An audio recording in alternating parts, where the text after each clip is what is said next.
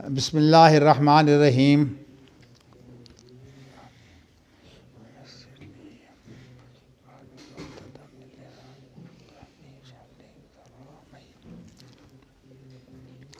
کتاب التوحید، باب ما جاء فی دعاء النبی صلی اللہ علیہ وسلم امتہ الی توحید اللہ تبارک و تعالی۔ حدثنا ابو عاصم حدثنا زکریا بن اسحاق عن یحیی بن عبداللہ ابن سیفی عن ابی معبد عن ابن عباس رضی اللہ تعالی عنہما ان النبی صلی اللہ علیہ وسلم بعث معاذا الی الیمن۔ وحدثنی عبداللہ بن ابی الاسود حدثنا الفضل بن العلاء حدثنا اسماعیل بن امیہ عن یحیی بن عبداللہ۔ یہ پہلی جو سند تھی نا، اس کے اندر یحیی بن عبداللہ جو ہیں وہ زکریا بن اسحاق کے شیخ کی حیثیت سے تھے نا، تو یہاں انہوں نے اب نئی سند بیان کی ہے امام بخاری نے، اور یہ یحیی بن عبداللہ سے آگے جو ہے وہ نبی اکرم صلی اللہ علیہ وسلم تک جو ہیں وہ دو سندیں ہو جائیں گی۔ عن یحیی بن عبداللہ ابن سیفی انہ سمع اما معبد مولا بن عباس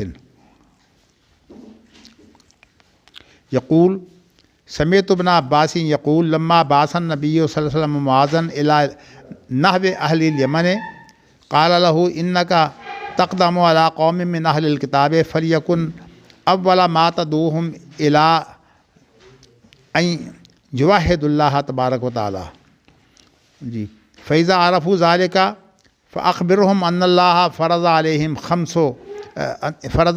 خمس صلوات فی یومہم و لیلتہم فاذا صلوا فاخبرهم ان اللہ افترض علیہم زکاة فی اموالہم تؤخذ من غنیہم فترد علی فقیرہم فاذا اقروا بذلک فخذ منہم وتوقع کرائم اموال الناس۔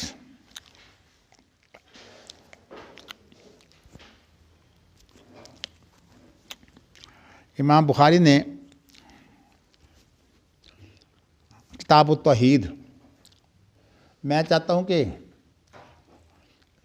شروع میں ہی آپ کو یہ بتاؤں کہ ایک ہوتا ہے علم توحید اور ایک ہے توحید،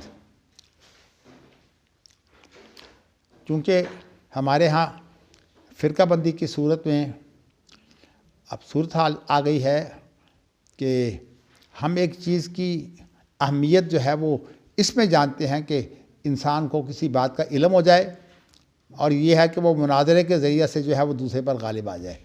فرقہ بندی کی یہ اساس ہوتی ہے، تو اسی لیے میں نے آپ کو بتایا تھا کہ مناظرے کے لیے لفظ جو ہے وہ جدل ہے، اگرچہ یہ جائز ہے، لیکن قرآن مجید نے دعوت و تبلیغ کے لیے جو حکم دیا ہے وہ کیا ہے کہ ادع الی سبیل ربک بالحکمت والموعظۃ الحسنہ، اور جدل کے لیے کہا ہے کہ وجادلہم باللتی ہی احسن ولا تجادلوا اہل الکتاب الا باللتی ہی احسن۔ مثبت طور پر وجادلہم باللتی ہے، اور منفی جو ہے وہ ہدایت یہ ہے کہ اہل کتاب سے تم نے خاص طور پر جو ہے وہ یہ جدل کا معاملہ نہیں کرنا۔ ہماری یہ بات مجھے اس لیے آپ کو وضاحت کرنی پڑی کہ چونکہ فرقہ بندی کے اندر جو ہے وہ ان چیزوں کی اہمیت جاتی رہتی ہے کہ ہم کرتے کیا ہیں۔ فرقہ بندی کے اندر سب سے پہلے جو بگاڑ پیدا ہوتا ہے وہ یہی ہوتا ہے کہ بات صرف کرنی رہ جاتی ہے، اور اس کے بعد جو ہے وہ اس کی جو حقیقت ہے، اس کا جو عملی نمونہ ہے وہ ختم ہو جاتا ہے۔ اسی لیے قرآن مجید کے اندر جو ہے وہ اللہ تعالیٰ نے مسلمانوں کو جب اتحاد کی دعوت دی ہے تو وہاں صف بندی کا حکم دیا ہے، اور اس کے ساتھ ہی کہا ہے لما تقولون ما لا تفعلون، کہ جو تم کرتے نہیں ہو اس کی تم دعوت کیسے دیتے ہو۔ یہاں یہ مطلب نہیں ہے کہ دعوت منع ہے، یہاں مقصد اصل میں ایک ملامت ہے، کہ ملامت یہ کی گئی ہے کہ خود تو تم بے عمل ہو اور لوگوں کو جو ہے وہ نیکی کا حکم دیتے ہو۔ اس کے بارے میں خاص طور پر میرے والد جو ہے وہ یہ کہا کرتے تھے، یہ لفظ ان کا جو تھا وہ بہت یعنی اہم تھا، ان سے جو لوگ پیار کرتے بہت زیادہ ان کی عقیدت مند ہوتے.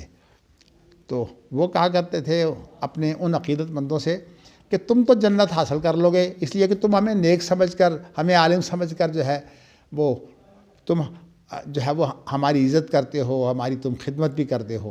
لیکن بات یہ ہے کہ ہمارے لیے یہ مصیبت ہے, اس لیے کہ تم ہمیں نیک سمجھ کر جو ہے وہ ہمارے ساتھ پیار کرتے ہو, پتہ نہیں ہم نیک ہیں کہ نہیں. اس لیے بڑی خطرناک چیز ہے. وہ کہتے تھے کہ تم نے جو ہے وہ جنت پا لی, ہمارے لیے جنت کو مشکل بنا دیا.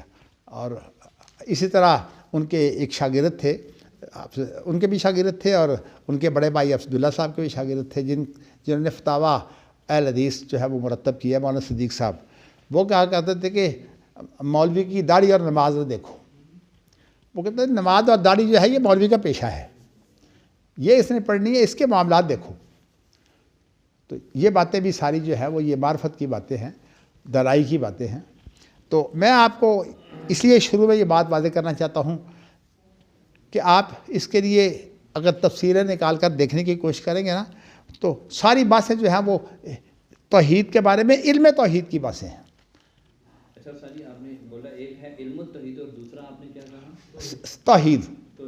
امام بخاری نے جو عنوان باندھا وہ کتاب التوحید کا باندھا ہے, کتاب علم توحید کا عنوان نہیں باندھا.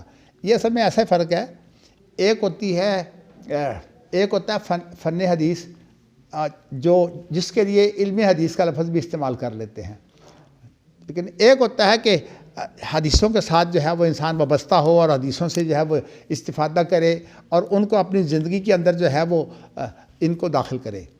تو یہ اور چیز ہے. اسی طرح ایک ہے علم فقہ, ایک ہے فقہ.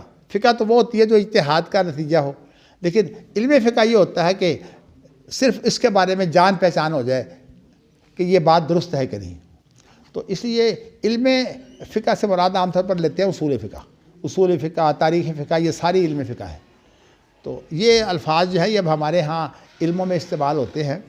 تو میں نے آپ کو جو ہے اس لیے بتایا ہے کہ جہاں اگر ہم علم توحید کی بات کریں گے تو پھر ہم جو توحید کی کا نکھار نہیں ہوگا. اس لیے امام بخاری نے کتاب التوحید جو باندھا ہے نا, اس کے بعد امام بخاری نے جو ہے وہ یہ بتایا ہے کہ جو تبلیغ و دعوت دینی ہے وہ کس انداز سے دینی ہے. تو پہلی حدیث تو وہ لائے ہیں, اس حدیث میں تو صرف اتنا ہی ذکر ہے کہ نبی اکرم صلی اللہ علیہ وسلم نے معاذ کو جو ہے وہ یمن کی طرف بھیجا تھا. اس کے بعد پھر جو یہ تو ہے دعوت کا خلاصہ. اور دوسری بات یہ ہے کہ یمن میں جب وہ گئے ہیں تو ان کے لیے طریقہ کار کیا تھا, یعنی انہوں نے تبلیغ کا طریقہ کار کیا اختیار کیا ہے. اس لیے کہ میں آپ کو یہ کئی دفعہ واضح کر چکا ہوں کہ ایک ہوتی ہے شریعت اور ایک ہوتی ہے شریعت کو دنیا کے اندر پھیلانے کا یا کسی کو پڑھانے کا طریقہ کار. اس طریقہ کار کو کہتے ہیں منہاج, اور وہ جو شریعت ہے اس کے اندر جو شرعی احکام ہوتے ہیں وہ شریعت سے مراد ہوتے ہیں. اور جو طریقہ کار ہے, بات یہ ہے کہ ہماری شریعت تو مکمل ہو چکی ہے. آپ دیکھیے کہ نبی اکرم صلی اللہ علیہ وسلم نے اپنی زندگی میں جس چیز کو جس موقع پر جو ہے وہ حلال کر دیا, اب وہ حلال ہو گئی.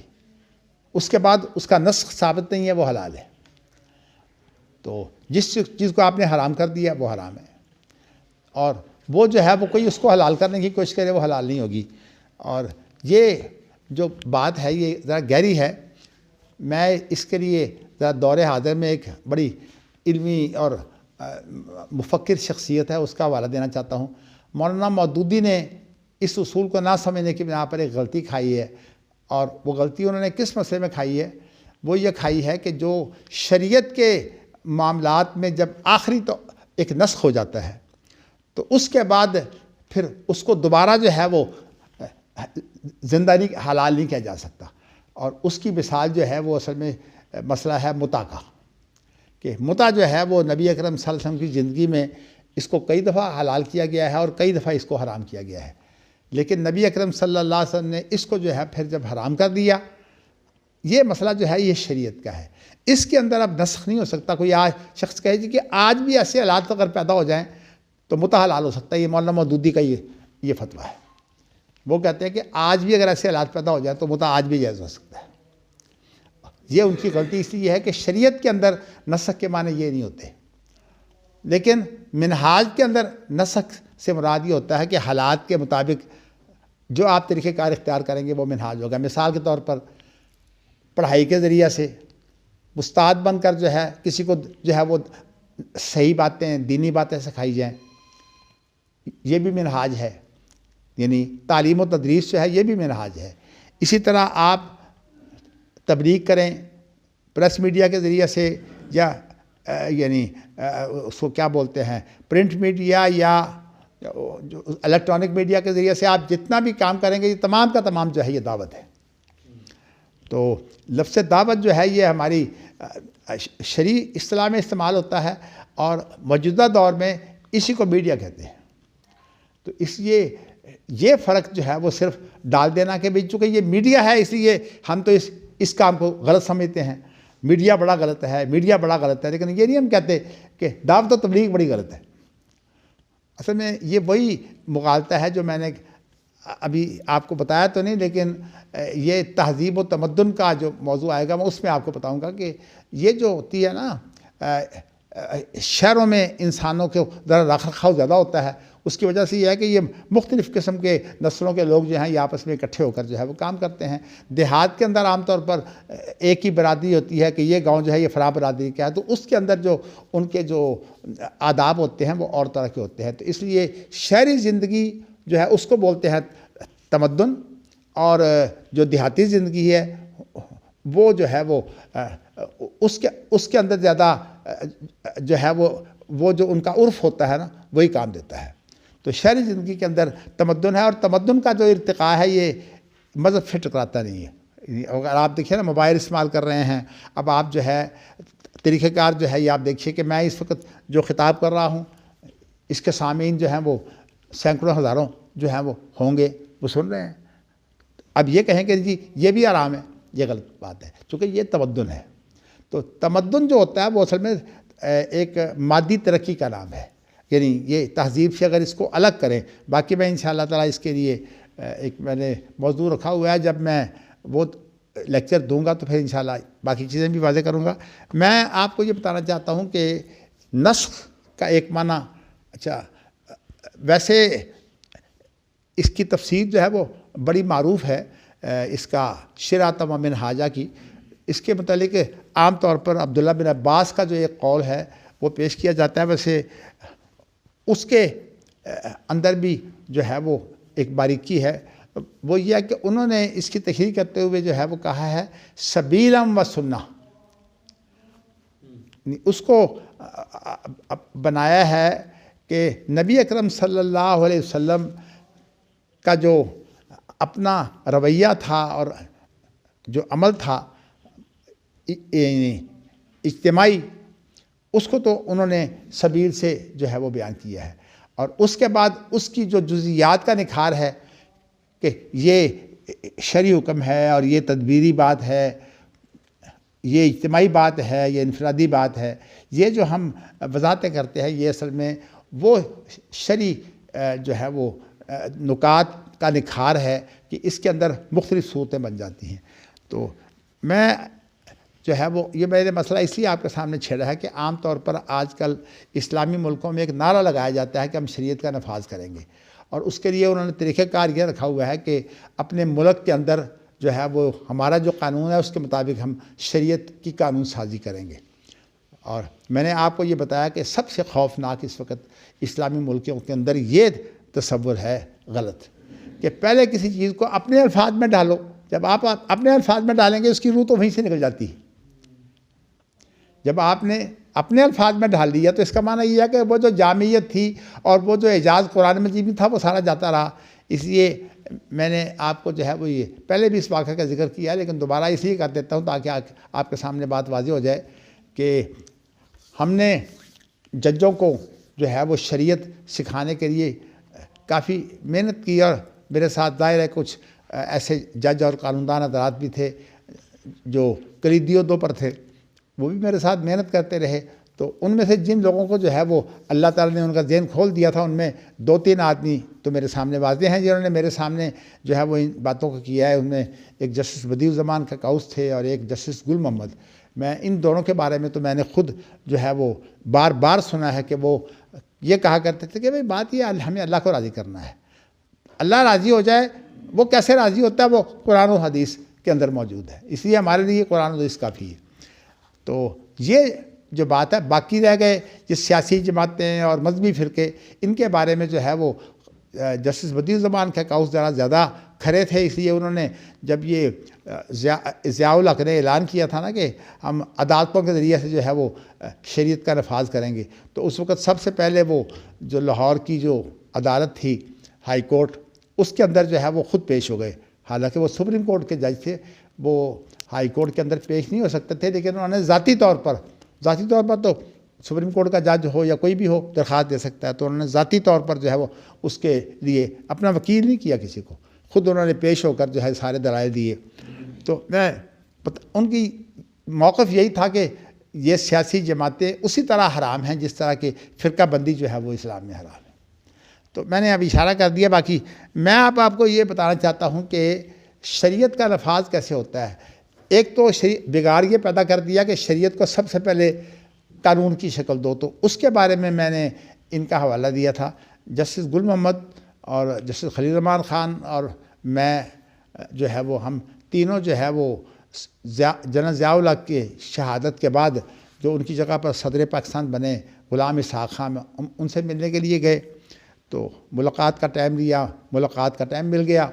جب ہم وہاں گئے تو انہوں نے ہم نے کہا جی کہ ہمارے ججوں کو جو ہے وہ ہم چاہتے ہیں کہ یہ شریعت کے ماہر ہوں، تو اور شریعت کی مہارت کے ساتھ ساتھ ان کو یہ بھی جو ہے وہ تجربہ ہو کہ دوسرے ملکوں میں شریعت کا کام جو ہے وہ کیسے ہو رہا ہے۔ تو اس بارے میں ہم چاہتے ہیں کہ ہم ان کی فضائی تربیت کر کے پھر بعد میں ان کو جو ہے وہ دوسرے ملکوں میں بھیجیں، اور دوسرے ملکوں سے جو بھی صورتحال ہے ان کے بھیجنے کی، وہ ظاہر صدر پاکستان کے ذریعے سے ہو سکتی ہے۔ تو ہم آپ کے پاس اس لیے آئے ہیں کہ آپ جو ہے وہ اس معاملے میں ہماری مدد کریں۔ تو انہوں نے جو ہے وہ ہمیں کیا کہا، وہی جو معروف طریقہ ہے سیکولرسٹ لوگوں کا، انہوں نے کہا بات اصل میں یہ ہے کہ آپ ایک فقہ یعنی متفقہ قانون بنا دیں ہمیں، مطلب ہے کہ شریعت کی ایک تعبیر جو ہے وہ ایسی کر دیں جو متفقہ ہو۔ ہمارے جج بڑے ماہر ہیں، آپ متفقہ کام کر دیں سارا۔ اصل میں بنیادی بگاڑ تو وہ ہے کہ بلی کے گلے میں گھنٹی کون باندھے، یہ بالکل وہی مسئلہ ہے کہ بلی کے گلے میں آپ گھنٹی باندھ دیں، پھر انشاءاللہ چوہے سارے بچ جائیں گے۔ بھئی باندھے کون، مسئلہ تو سارا یہ ہے۔ تو اچھا، جب انہوں نے یہ بات کہی کہ بھی آپ متفقہ ایک فقہ یا قانون تیار کر دیں، تو جج ویسے بھی چونکہ انہوں نے زندگی گزاری ہوتی، جسٹس گل محمد صاحب نے ایک جملہ کہا، حقیقت یہ ہے کہ میرے لیے وہ بڑا ہی قیمتی جملہ تھا۔ کہنے لگے جی بات یہ ہے کہ اللہ تعالیٰ نے اپنی شریعت قرآن مجید میں اور سنت میں بیان کر دی ہے، کیا جس چیز کی آپ ہمیں دعوت دے رہے ہیں کہ ہم کوئی آپ کو فقہ قانون تیار کر دیں، وہ قرآن و سنت سے بہتر ان کی زبان ہوگی؟ ان کی زبان جو ہے کتاب و سنت سے بہتر ہوگی؟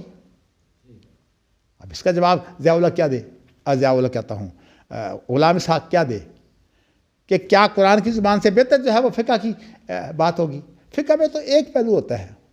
میں ابھی صبح ہی جو ہے وہ قاضی صاحب سے بات کر رہا تھا کہ ایک قرآن کی آیت تھی، تو وہ آیت جو ہے اس کی تلاوت منسوخ ہو گئی ہے۔ کئی آیتیں ہیں، ایک تو زنا کے بارے، رجم کے بارے میں ہے، الشیخ والشیخۃ اذا زنیا فرجموہما نکالا من اللہ واللہ عزیز حکیم، یہ بھی اس کی تلاوت منسوخ ہے، حکم موجود ہے وہی سنسار کا۔ اسی طرح ایک اور آیت ہے، وہ یہ ہے کہ ان کفرا بکم ان ترغبوا عن آبائکم، یہ تمہارا اپنی جانوں کے ساتھ کفر ہے کہ تم اپنے باپوں سے لا تعلق ہو جاؤ۔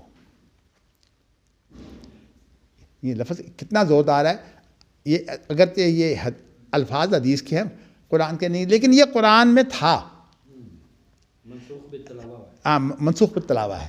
اور یہ جو حضرت عمر کا آخری خطاب ہے نا، آخری خطاب جب انہوں نے حج کے بعد جو ہے وہ جمعہ پڑھایا ہے، پھر اس کے بعد جو ہے وہ آپ زخمی ہو گئے تھے، پھر اس کے بعد تو اللہ تعالیٰ نے ان کو بلا لیا۔ اس کے اندر یہ ساری چیزیں موجود ہیں. یہ بھی موجود ہے، یہ الشیخ و شیخ ہے، تو یعنی یہ جو سنساری یہ بھی موجود ہے اور یہ بھی موجود ہے. تو میں نے قاضی صاحب سے یہ کہا تھا کہ آپ ذرا ایسی چیزیں اکٹھی کریں یہاں کے کفر کا جو ہے وہ اطلاق ہوا ہے. تو وہ میں نے اس لیے کہ ایک تو ہوتا ہے بڑا کفر جس سے انسان جو ہے وہ مخلد فی النار ہوتا ہے، اور ایک جو ہے وہ کفر دون کفر ہوتا ہے.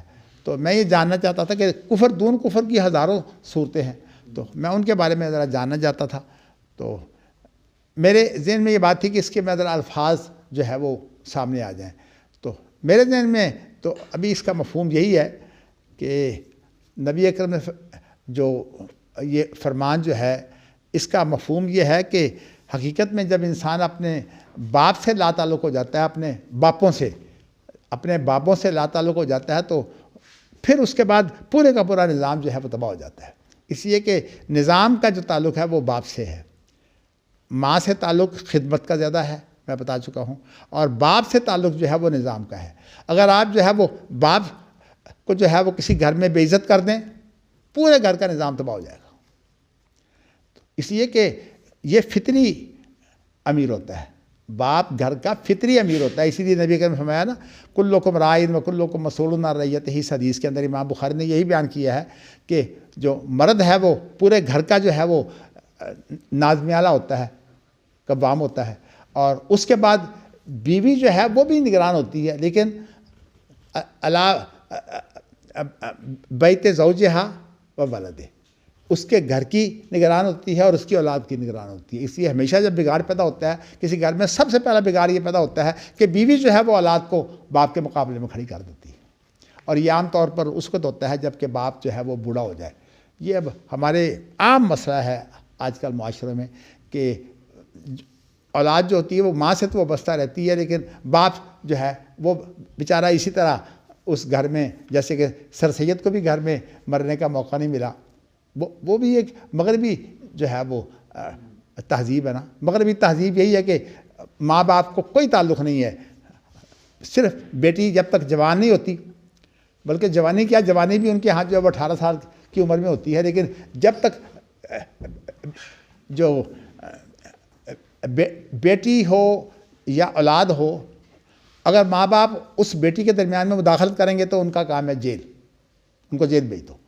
اس لیے کوئی بیٹی جو ہے وہ اگر کسی لڑکے کے ساتھ رات کو رہتی ہے تو اسے ماں باپ روک نہیں سکتے. یہ مغربی معاشرہ یہ ہے، اگر وہ روکیں گے تو جیل. اب مغربی معاشرے نے یہ جو ان کی تہذیب ہے وہ یہ ہے کہ اگر کوئی عورت بیوی ہو اور مرد اس سے چاہے کہ ہم بستری، اس کی مرضی کے بغیر اگر ہم بستری کرے گا تو اس کی سزا جیل. ہمارے ملک کا قانون بھی یہی ہے. یہ ڈاکٹر فرحت ہاشمی ہے نا. مجھے آپ نبی بات نہ کریں درمیان میں، آپ کے بولنے سے میں موضوع سے اکھڑ جاؤں گا. اسی کے متعلقہ بات. بھائی باتیں ہیں، مجھے پتہ ہے اور بہت سے ہیں، مجھے بھی بہت سے یاد ہیں. تو میں آپ کو یہ بتانا چاہتا ہوں کہ یہ چیزیں جو ہیں نا یہ اصل میں مغربی تہذیب کے جو ہیں وہ عناصر ہیں. ہمارے عناصر اور ہیں. ہمارے عناصر جو ہیں وہ کیا ہیں، جو اسلامی ہیں، وہ یہ ہیں کہ اگر آپ باپ کی عزت نہیں کرتے تو پورے کا پورا گھر کا نظام تباہ ہو جاتا ہے. اس لیے سب سے پہلے گھروں کی تباہی کہاں سے شروع ہوتی ہے؟ ان تلد الامۃ ربہا یا ربتہا، کہ اولاد جو ہے وہ باغی ہو جاتی ہے. تو اسی لیے قرآن مجید کے اندر نبی اکرم صلی اللہ علیہ وسلم کا جو یہ قرآن کی جو آیت ہے جو آپ ہمیشہ ہر جمعے میں پڑھا کرتے تھے، ان اللہ یامر بالعدل والاحسان وایتاء ذی القربی، اللہ تمہیں عدل کا بھی حکم دیتا ہے اور عدل کو بہترین طریقے سے انجام دینے کو احسان کہتے ہیں، احسان کا بھی حکم دیتا ہے. اور دوسری بات یہ ہے کہ رشتہ داروں کے ساتھ جو ہے اپنا تعلق قائم رکھو. اور یہ صلہ رحمی جو ہے یہ صرف اتنی نہیں ہے کہ آپ کے قریبی رشتہ دار، آپ آدم اور حوا کی اولاد ہے، ہر انسان جو ہے اس سے آپ کا تعلق ہے. تو اس کا مطلب یہ ہے کہ ہمیں سب سے پہلے اس چیز کا دھیان رکھنا چاہیے، صلہ رحمی کا. صلہ رحمی سے پھر بات آگے بڑھتی ہے دین کی. پہلے صلہ رحمی ہے، یعنی طریقہ کار یہ ہے کہ پہلے صلہ رحمی ہو، پھر اس کے بعد دین کی بات کرو. تو میں نے آپ کو یہ بات اس لیے بتائی ہے کہ ایک تو ہے شریعت کی تکمیل. شریعت کی تکمیل تو نبی اکرم کے زمانے میں ہو گئی ہے. جیسے میں نے ابھی آپ کو بتایا کہ آج کوئی شخص اگر یہ کہے نا کہ متع دوبارہ حلال ہو سکتا ہے تو وہ اصل میں شریعت کو صحیح نہیں سمجھا. اسی لیے میں نے آپ کو اس سے آگے دیکھیے وَيَنْهَىٰ عَنِ الْفَحْشَاءِ وَالْمُنکَرِ، اور اللہ منع کس چیز سے کرتے ہیں؟ بے حیائی سے، اور جو نئی باتیں ہیں جو شریعت میں، جو باتیں جو ہیں وہ شریعت میں شاذ کی حیثیت رکھتی ہیں، یا یہ ہے کہ شریعت کے لیے وہ اجنبی ہوتی ہیں، اس کو کہتے ہیں منکر.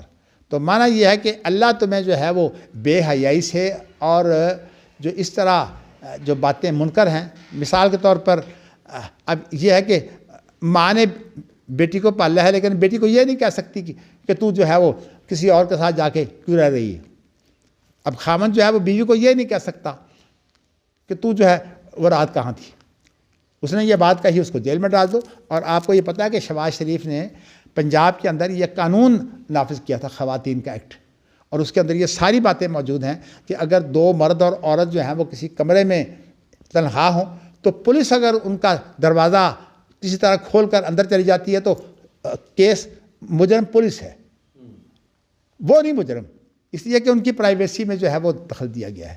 تو آپ کو یہ بھی بتاؤں کہ ہمارے دستور کے اندر جو بنیادی حقوق کے آرٹیکل ہے نا، وہ 8 سے لے کر بلکہ 7 سے لے کر جو ہے وہ 28 تک ہیں. 7 میں تو تعریف ہے ریاست کی، پھر اس کے بعد 8 سے لے کر 28 تک ہے. اور ان کے بارے میں جو ہے وہ دستور کے اندر یہ لکھا ہوا ہے کہ کوئی جج جو ہے وہ ان کا انکار نہیں کر سکتا. اس کے اندر کسی قانون سازی کی ضرورت نہیں ہے. جج نے صرف یہ دیکھنا ہے کہ یہ بنیادی حق کی خلاف ورزی ہے کہ نہیں. اگر یہ بنیادی حق کی خلاف ورزی ہے، اسی لیے ہماری عدالتیں کیا کرتی ہیں کہ کوئی بیوی اگر چلی جائے اور جا کر عدالت میں کہے جی، یعنی آپ حیران ہوں گے کہ میرا ایک ڈرائیور جو ہے اس کی بیوی جو تھی، اس کی لڑائی اس کے ساتھ تھی، حالانکہ میں نے تو اس کو رہائش دی ہوئی تھی. اس کی بیوی نے جا کر کہہ دیا کہ یہ مدنی صاحب نے مجھے جو ہے وہ حبسے میں جا میں رکھا ہوا ہے. مجھے نوٹس آیا، میں عدالت میں چلا گیا، ہائی کورٹ میں تھا. ہائی کورٹ میں ساتھ اس کے خامد کو لے گیا، اور خامد کو لے جا کر جو ہے میں نے خامد سے کہا کہ آپ کہیں گے میری بیوی ہے. عدالت نے اس کی بات ہی نہیں سنی. وہ کھڑا ہوا، میں نے وکیل کے ساتھ اس کو کھڑا کیا، اس نے کہا جی میری بیوی ہے. اس نے کوئی بات نہیں سنی. اس نے کہا تو کہاں جانا چاہتی ہے؟ اس نے کہا جی میں اس سے آزاد رہنا چاہتی ہوں. کہا جی آزادی، جاؤ تم جہاں مرضی رہو. تو یہ ہمارا قانون ہے کہ کسی عورت کو خواہ وہ بیوی ہو یا کوئی اور ہو، کوئی پابند نہیں کر سکتا.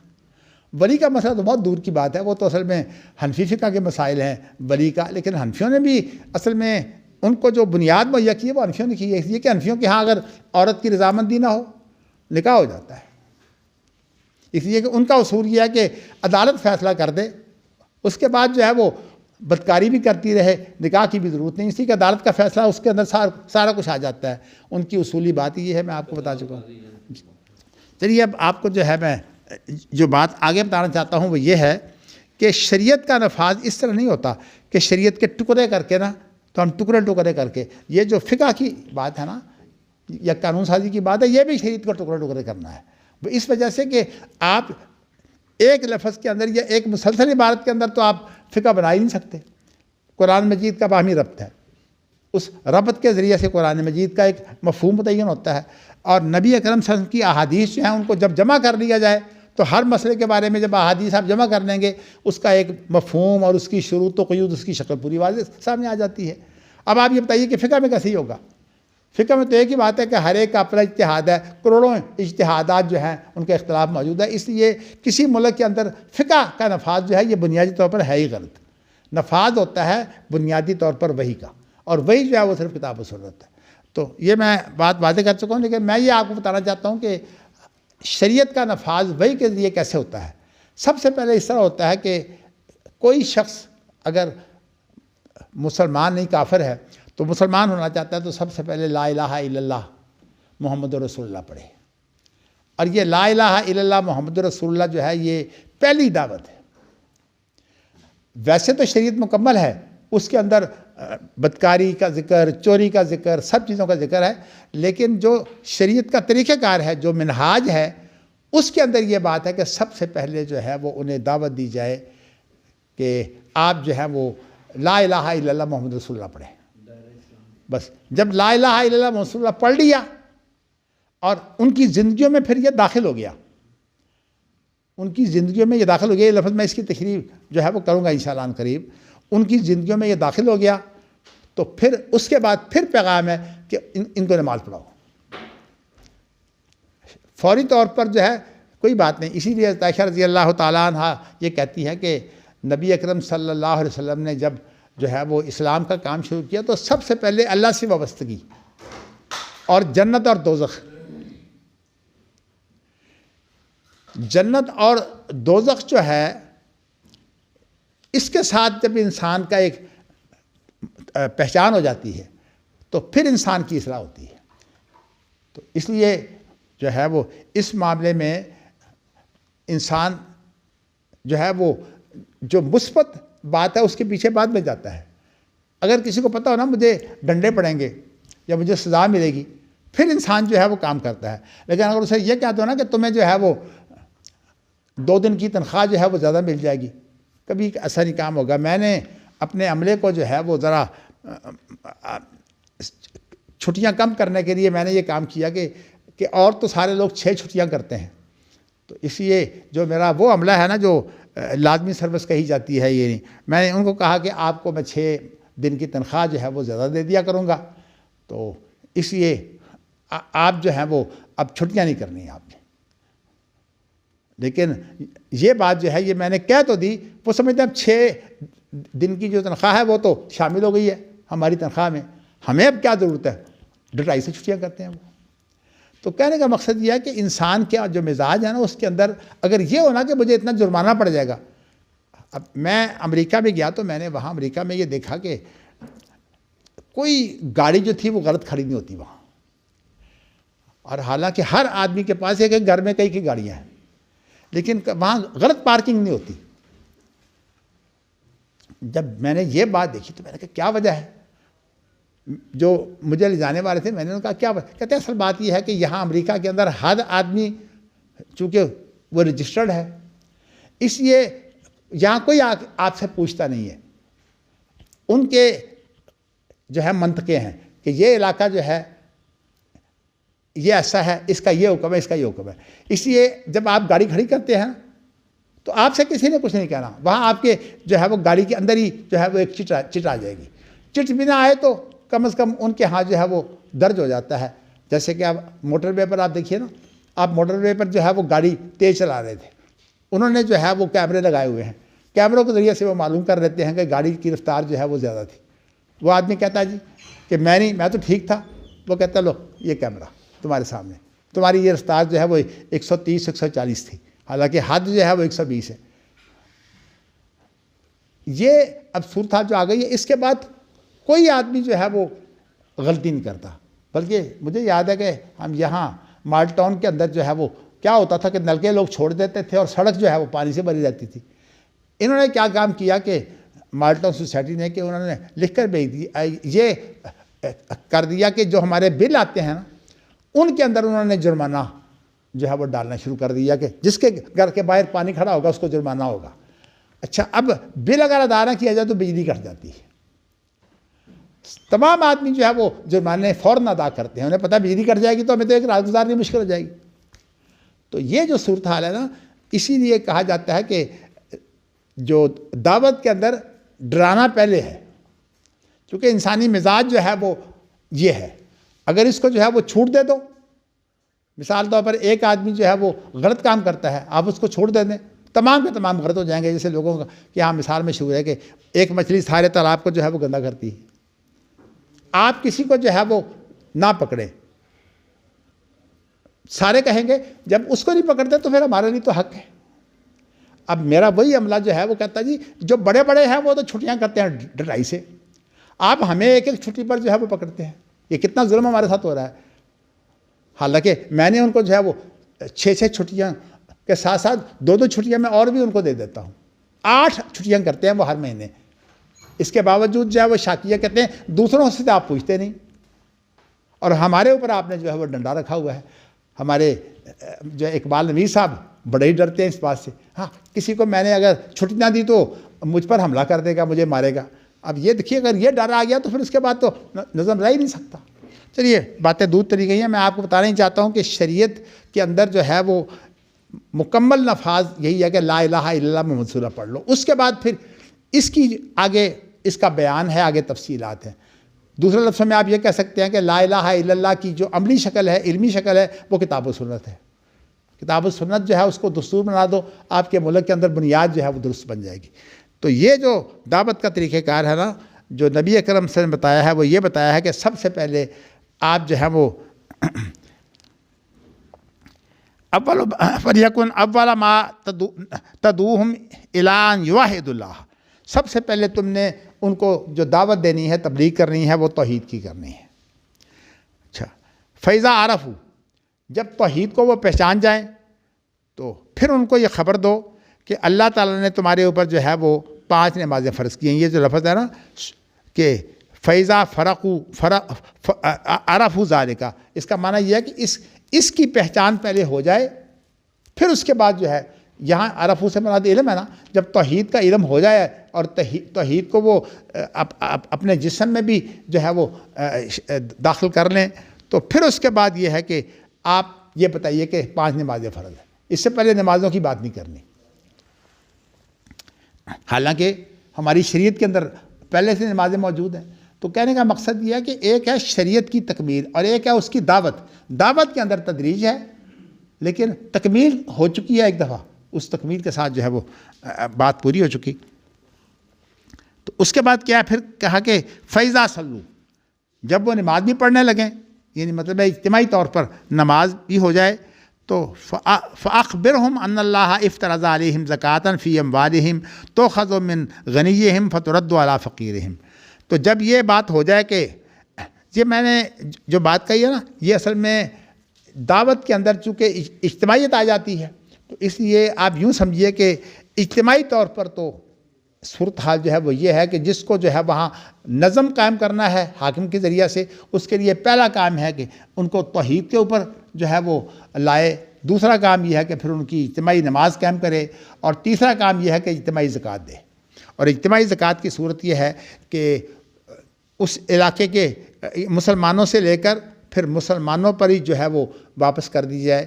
یعنی جو حکمران ہوتا ہے وہ صرف کسٹوڈین ہوتا ہے. کسٹوڈین بولتے ہیں امین کو. جس طرح بیت المال کا امین ہوتا ہے نا, وہ خود بیت المال میں سے کچھ نہیں لے سکتا. اسی طرح کسٹوڈین جو ہوتا ہے وہ جو آدمی جو ہے وہ امین ہوتا ہے, اس کا کام صرف اتنا ہے کہ زکوٰۃ لے کر بیت المال میں جمع ہو جائے. یہ نہیں کر سکتا کہ وہ اس کے لیے خود تنخواہیں لینے لگے, اپنا جو ہے وہ ایوان صدر بھی بنا لے اور ایوان وزیر اعظم بھی بنا لے. یہ ساری چیزیں جو ہیں وہ شریعت میں جو ہیں وہ غلط ہیں. اور اس کے لیے میں آپ کو ویسے تو اشارہ کر چکا ہوں کہ ومن کان غنیا فلیستعفف ومن کان فقیرا فلیاکل بالمعروف. اس کے لیے اصول اور ہیں, سروس کے خدمت کے اصول اور ہیں, لیکن ہمارے ہاں تو چونکہ اسلامی نظام ہی نہیں ہے, اس لیے یہاں کیا بات یہ کی جائے. مگر میں آپ کو یہ بتانا چاہتا ہوں کہ ہمیں دعوت کے اندر تدریج کا حکم دیا ہے.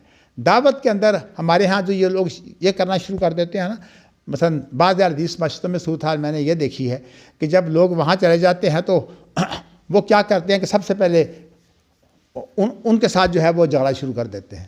مجھے یاد ہے کہ ہم نے یہاں قانون دانوں کی کلاسیں شروع کی, تو یہ جو مسجد ہے ہماری ایک ہی مسجد ہے اہل حدیث کی مالٹون میں, تو اس کے اندر جب وہ گئے تو اس کے جو امام تھے انہیں جو ہے وہ کیسے, اب دیکھیے انداز کیا اختیار کیا. انداز یہ اختیار کیا کہ آپ نے ہاتھ یہاں باندھے ہوئے ہیں. کہا یہ تو پخانے کی جگہ ہے, آپ پخانے کے اوپر ہاتھ باندھتے ہیں. اب یہ کہنے کو ایک انداز ہے کہ آپ بتائیے کہ اس انداز میں کیا چڑ پیدا ہوگی, یا اس انداز کے اندر جو ہے وہ کوئی خیر کا طریقہ ہے. اسی لیے میں کہا کرتا ہوں تبلیغی جماعت سے کہ آپ کا طریقہ مسجد تک بلانے کا تو بہت شاندار ہے.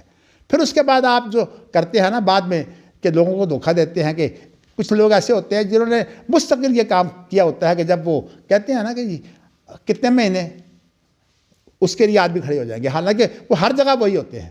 انہیں کہنا ہوتا ہے جی میں نے 3 دن دیے, میں نے ہفتہ دیا, میں نے 4 مہینے دیے, پھر میں نے 9 مہینے دیے. اس طرح جو ہے وہ یہ ان کا طریقہ کار ہے. تو میں کہتا ہوں کہ یہ طریقہ کار جو ہے وہ آپ کا صرف مسجد تک تو آپ کا اچھا ہے، مسجد کے اندر آپ بلاتے ہیں، اخلاقیات کا بھی مسئلہ ہے، وہاں دین کی بھی بات ہے، آخرت کی بھی باتیں ہوتی ہیں، اس کے بعد جب آپ وہاں جو کام کرتے ہیں نا وہ آپ کا طریقہ کار جو ہے میں نہیں سمجھتا کہ وہ ہر زمانے کے لیے ٹھیک ہے۔ وقتی طور پر اگر کسی جگہ کامیاب ہو گیا ہے، مولانا الیاس صاحب رحمۃ اللہ علیہ جو بانی ہے تبلیغی جماعت کے، انہوں نے جب دیکھا میواتی لوگوں کے اندر ان پڑھ لوگ تھے، بلکہ ان کا ایک کھونٹ ہوتا تھا میواتیوں کا، وہ مستقل ان کی علامت ہوتی تھی، اب تو خیر نہیں ہے، لیکن انہوں نے تبلیغی جماعت کا کام شروع کیا تھا۔ لیکن بنیادی غلطی ان سے یہ ہوئی ہے کہ وہ سمجھتے ہیں کہ سب کے لیے طریقہ کار ایک ہی ہے، حالانکہ یہ سب کے لیے نہیں ہے۔ اگر سب کے لیے ہوتا تو مولانا الیاس سے پہلے جو 1400 سال گزرے ہیں اس کے اندر بھی ہمارے علماء اس کو اپناتے۔ تو اس لیے یہ واحد طریقہ کار نہیں ہے، اس کے لیے یہ ہے کہ کہیں کامیاب ہو جائے تو آپ ٹھیک ہے، نہیں کامیاب ہوتا تو اس کو چھوڑیے، کوئی اور طریقہ اختیار کیجیے۔ اور یہی وجہ کہ تبلیغی جماعت جو ہے وہ جب معاملہ آ جاتا ہے افغانستان کا یا کہیں شریعت کے نفاذ کا، وہاں الجھ جاتی ہے، اس لیے کہ اگر وہ یہ بات نہ کریں تو پھر لوگ جو ہیں وہ اپنی گندگی میں رہتے ہیں۔ تو اس لیے اب ان کا ایک ہی کام ہے کہ صرف آپ ثواب کی باتیں کریں، نمازوں کا حساب لگا رکھا ہے کہ اگر اس طرح آپ نماز پڑھیں گے تو اتنے کروڑ ثواب آپ کو مل جائے گا، وہ اس حساب کتاب سے، حالانکہ اللہ کا نظام اس طرح کا نہیں ہے۔ اللہ تعالیٰ تو دل کو دیکھتے ہیں کہ آپ نماز کیسی پڑھتے ہیں۔ آپ کی 1 رکعت نماز یا 2 رکعت نماز اگر خشوع خضوع کے ساتھ ہو تو وہ کروڑوں نمازوں سے بہتر ہے۔ اس لیے عبداللہ بن عباس کہتے ہیں کہ مجھے اس سے زیادہ پسند ہے کہ میں پوری رات نماز پڑھتا رہوں کہ میں صرف 2 رکعتیں پوری رات میں پڑھ لوں۔ کیا مقصد ہے؟ مقصد یہ ہے کہ نمازوں کے اندر ایک روح ہے، آپ روح نکالتے ہیں تو اس کے بعد جو ہے کیا رہ جاتا ہے نماز کا۔ نماز میں اگر آپ یہ سمجھیں کہ جیسے کوئی مجھ سے کسی نے مسئلہ پوچھا اور کہا کہ جی اچھا میں اگر ورزش کے لیے 100 رکعت نفل پڑھ لوں کیا خیال ہے؟ اب بتائیے کہ 100 رکعت نفل پڑھ کر جو ہے ورزش ہوگی یا نماز ہوگی؟ روح ختم ہو گئی۔ اور یہ جو ہے یہ سارے فقہی بگاڑ ہے کہ انہوں نے فقہ کو کل قرار دے دیا، اب اس بات کی ضرورت نہیں خشوع خضوع ہے کہ نہیں۔ تو میں کہنا ہی چاہتا ہوں کہ منہاج کے اندر جو ہے وہ کیا ہے، تدریج ہے، لیکن شریعت کی تکمیل میں تدریج نہیں ہے۔ وہ تھی، وہ اللہ کے رسول کے زمانے تک تھی، بس ختم ہو گئی۔ آپ نے آخری وقت تک جو بات کہی ہے بس، اس کے بعد کوئی بات ایسی نہیں ہے۔ اور یہی وہ بات ہے جو ایمن نے حضرت ابوبکر کو اور عمر کو جو ہے سمجھائی تھی۔ ان سے ملنے کے لیے گئے، ایمن چاہیں یہ نبی اکرم صلی اللہ علیہ وسلم کے باپ کی لونڈی تھی، جن کی شادی جو ہے وہ زید بن حارثہ سے ہوئی ہے، اور اسی کے بیٹے ہیں اسامہ۔ تو یہ باپ کی جو لونڈی ہوتی ہے وہ مطلب محرم ہوتی ہے، یعنی اس سے انسان جو ہے وہ لونڈی والا معاملہ تو نہیں کر سکتا، لیکن ویسے یہ ہے کہ پردہ نہیں ہوتا اس کا۔ تو ایمن سے آپ ملنے جایا کرتے تھے، تو ابوبکر صدیق اور عمر جب گئے تو ایمن زار و قطار رونے لگیں، اور روتے روتے ایسی بات ہو گئی کہ یعنی جیسے کہتے ہیں برداشت سے باہر بات ہو گئی۔ تو حضرت عمر رضی اللہ تعالیٰ عنہ اور ابوبکر صدیق نے سمجھانے لگے کہ نہیں، ہر آدمی کو موت آنی ہے، اللہ کے رسول کو جو ہے موت آ گئی ہے، تو یہ انکا میتم و انہم میتون کے تحت آپ نے دنیا سے جانا تھا، اس لیے اس پر ہمیں صبر کرنا چاہیے۔ تو ان کا ایک لفظ جو میں، ایک عورت ذات جو ہے اس کا لفظ جو ہے بڑا قیمتی ہے، وہ کہتی ہیں کہ مجھے اس بات کا دکھ نہیں ہے کہ آپ فوت ہو گئے ہیں، مجھے دکھ یہ وہی بند ہو گئی ہے۔ مقصد ایسا یہ ہے کہ اب اس کے بعد کوئی چیز وہی نہیں ہو سکتی۔ تو اس لیے تبلیغی جماعت کے بارے میں نے آپ کو بتایا تھا نا کہ میں تبلیغی جماعت کے ساتھ میں نے کئی سال کام کیے ہیں، لیکن میں نے کام اس وقت روکا جب انہوں نے یہ کہنا شروع کر دیا کہ جی ہمارے تو بزرگ جاتے ہیں اور روضے سے جا کے لے جاتے ہیں۔ میں نے کہا انا للہ و انا راجعون، یہ جو ہے یہ شریعت ہے؟ اگر روضے سے جا کے کچھ لیا جا سکتا ہے تو حضرت علی سے بڑا کون ہے جو اللہ کے رسول کے روضے پر جا کر کم از کم جو ہے وہ یہ فیصلہ کروا لیتے امیر معاویہ کے ساتھ جو جھگڑا تھا۔ حضرت فاطمہ جو ہے ان سے بڑا کون ہے؟ وہ ابوبکر صدیق سے جو ہے وہ اختلاف کرنے کی بجائے یا ان سے کچھ مانگنے کی بجائے اللہ کے رسول کے پاس جاتی۔ تو یہ ساری چیزیں جو ہیں بناوٹی ہیں۔ تو اس لیے کہنے کا مقصد یہ ہے کہ شریعت اس طرح جو ہے وہ مذاق نہیں ہے، شریعت کے جو گہری بنیادیں ہیں نا ان کو سمجھنا چاہیے۔ تو آج میں نے آپ کو یہ اصول بتایا ہے کہ دعوت کے اندر، تبلیغ کے اندر تدریج ہے۔ اچھا، یہاں میں چاہتا ہوں کہ ایک آدھی بات اور بھی آپ کو بیان کر دوں۔ ایک تو ہے دعوت، اس کے اندر تو ہوتا ہے کہ انسان کسی کو پیغام دیتا ہے، اور عام طور پر لوگوں کو اس کا علم ہوتا ہے، لیکن تبلیغ کے ذریعہ سے پھر وہ کام یہ کرتا ہے کہ لوگوں کو جو ہے وہ اس کے لیے تیار کرتا ہے۔ تو اس لیے امر بالمعروف والنہی عن المنکر یہ صرف جو ہے وہ کسی علم کا نام نہیں ہے، بلکہ امر بالمعروف والنہی عن المنکر کا معنی یہ ہوتا ہے کہ کسی سے وہ کام اچھا کروانا، اس کی مدد کرنا، اس کا معاون بننا، یہ ہوتا ہے امر بالمعروف۔ اور نہی عن المنکر کا معنی یہ نہیں ہوتا کہ خالی منہ سے کہہ دو بس۔ نہی عن المنکر کا معنی یہ ہوتا ہے کہ باقاعدہ اس کے لیے اگر آپ کے پاس طاقت ہے تو طاقت سے روک دو، اگر طاقت نہیں ہے تو کم از کم منہ سے روکو، اور اگر منہ سے نہیں روک سکتے تو کم از کم دل میں نفرت کرو۔ یہ ساری چیزیں، لیکن ہمارے ہاں تو اب یہ سارے مفہوم بگڑ گئے ہیں نا۔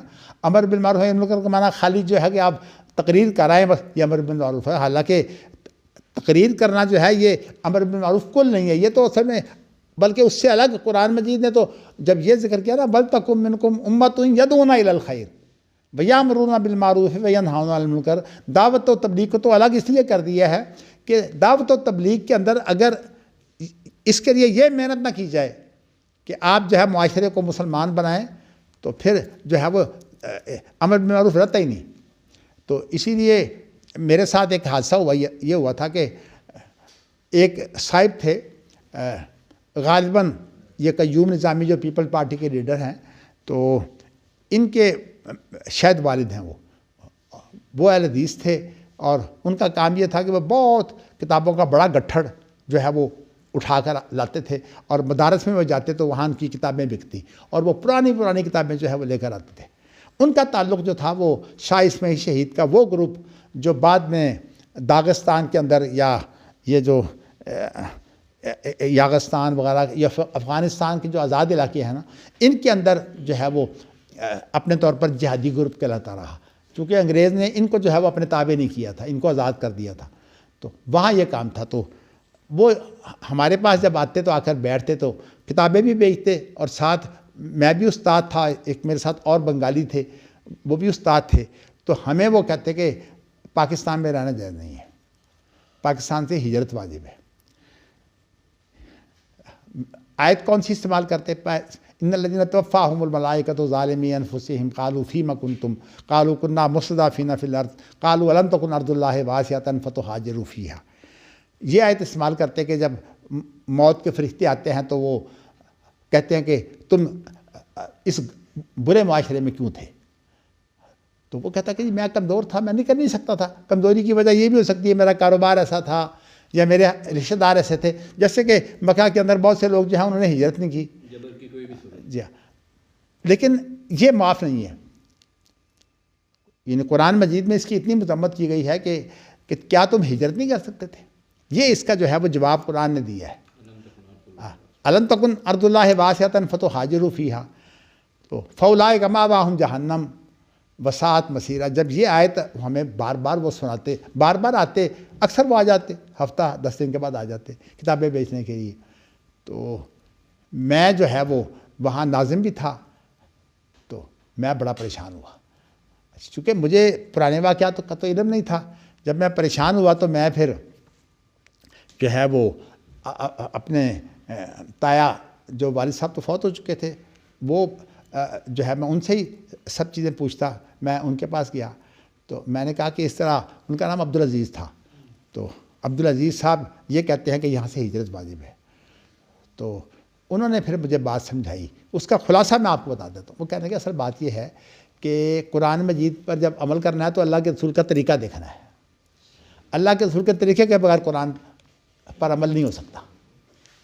اچھا، یہ بات تو مجھے علم تھی کہ سنت کے بغیر قرآن مجید پر عمل نہیں ہو سکتا، تو میں نے کہا ہاں یہ بات تو سمجھ آتی ہے۔ کہتے ہیں پھر یہ بتاؤ کہ اللہ کے رسول نے فوراً ہجرت کی تھی، وہ 10-11 سال مکہ بھی کیوں رہے ہیں، فوراً ہجرت کیوں نہیں کر دی؟ پہلے کوئی جگہ نہیں ہم آ رہے؟ نہیں، جگہ اگر نہ ہوتی تو مسلمانوں میں سے ایک بڑی تعداد حبشہ میں گئی ہے، اللہ کے رسول بھی چلے جاتے۔